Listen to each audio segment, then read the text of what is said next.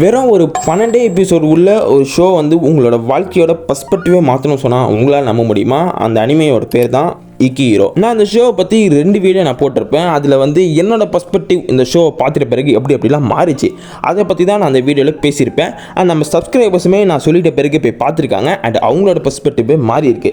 சரி ப்ரோ, இப்போ அதுக்கு என்னன்னா, நான் வந்து யூடியூப் ஸ்க்ரோல் பண்ணிருக்கும் போது நான் இந்த ரீலை பார்த்தேன். This is the best anime I ever சீன்னு இப்போ தான் ரீசெண்டாக போட்டிருக்காங்க. அண்ட் இப்போ தான் எல்லாருமே இந்த அனிமே பார்க்க ஆரம்பிச்சிருக்கானுங்க. And I happy for that. நான் ஏன் சந்தோஷப்படுறேன்னா, இந்த ஷோ வந்து நான் 3 வருஷம் முன்னாடி பார்த்தேன் கைஸ். அண்ட் அப்போவே இது வந்து ஒரு அண்டர் ரேட்டட் ஷோன்றது அந்த ஒரு லிஸ்ட்டுக்குள்ளே இது போயிடுச்சு. அண்ட் யாருமே இந்த ஷோ பார்க்கலன்னு தான் சொல்லணும். இப்போது நிறைய பேர் பார்க்குறதுன்றது இப்போ தான் நடந்துட்டு வருது. அண்ட் அதை பார்க்குறதுக்கு எனக்கு ஒரு மாதிரி சந்தோஷமாக இருக்குது கைஸ். சரி, அதோட கமெண்ட் செக்ஷனில் போய் செக் அவுட் பண்ணி பார்க்கலாம், என்னென்ன சொல்கிறானுங்க பார்க்கலான்னு பார்த்தா எல்லாருமே வந்து பீக்கு தான் சொல்லணும்னு வராங்க. அதில் ஒரே ஒரு கமெண்ட் வந்து நான் என்ன நினச்சனோ அதுதான் அந்த கமெண்ட்டில் இருந்தது.